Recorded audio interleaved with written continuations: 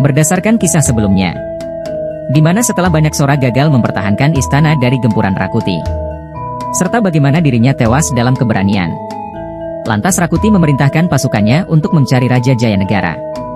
Setelah memeriksa seluruh area istana, namun keberadaan Gajah Mada dan sang raja beserta pasukan Bayangkara tidak juga dapat ditemukan.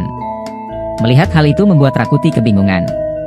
Di lain sisi, di dalam terowongan bawah tanah yang gelap dan sedikit diisi air, Gajah Mada beserta anggota Bayangkara sedang membawa Raja Jayanegara guna menyelamatkannya dari kejaran Rakuti.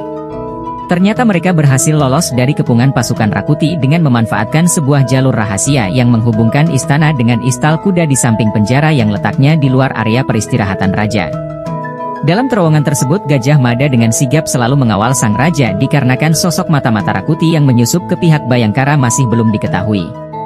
Gagak Bongol memimpin jalan didampingi oleh Gajah Enggon dan Lembang Laut. Setelah itu Aji Pradabasu dan Macan Liwung serta Panji Sabrang berada di barisan belakang. Diikuti di depan mereka beberapa anggota Bayangkara yang lainnya, di mana Gajah Mada dan Raja Jayanegara berada di tengah rombongan. Dengan cahaya sebuah obor yang hanya dipegang oleh Gagak Bongol, mereka berjalan dengan hati-hati dan sedikit meraba-raba.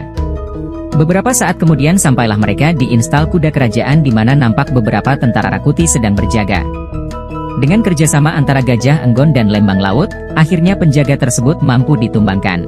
Aji Pradabasu juga melihat seorang perwira beserta beberapa pasukan Rakuti sedang mencoba mengeksekusi seorang prajurit perempuan. Dengan sigap dan kemampuan memanahnya, dirinya mampu menumbangkan tentara Rakuti tersebut dan menyelamatkan nyawa prajurit perempuan itu. Setelah bertukar informasi, ternyata prajurit perempuan tersebut menceritakan bagaimana Rakuti telah menyusupkan beberapa perwira ke dalam pasukan kerajaan pimpinan Mahapati Arya Tadah serta berhasil mengambil alih kesatuan. Mendengar hal itu makin menjawab perihal kekuatan pasukan Rakuti serta betapa bantuan yang diharapkan dari Mahapati Arya Tadah tidak kunjung tiba dalam upaya mempertahankan istana. Dari prajurit itu juga didapat informasi bahwa Mahapati Arya Tadah sedang ditawan di penjara dalam bangsal Camp Dharmaputra.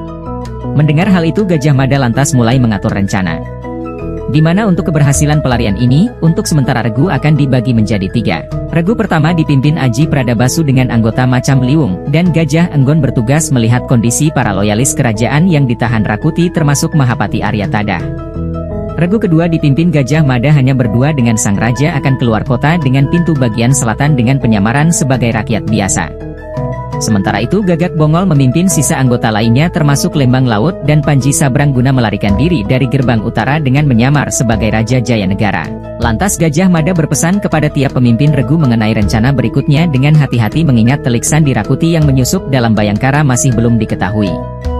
Setelah ditentukan di mana akan berkumpul kembali serta saling berpamitan, maka berangkatlah ketiga regu tersebut guna menjalankan tugasnya masing-masing.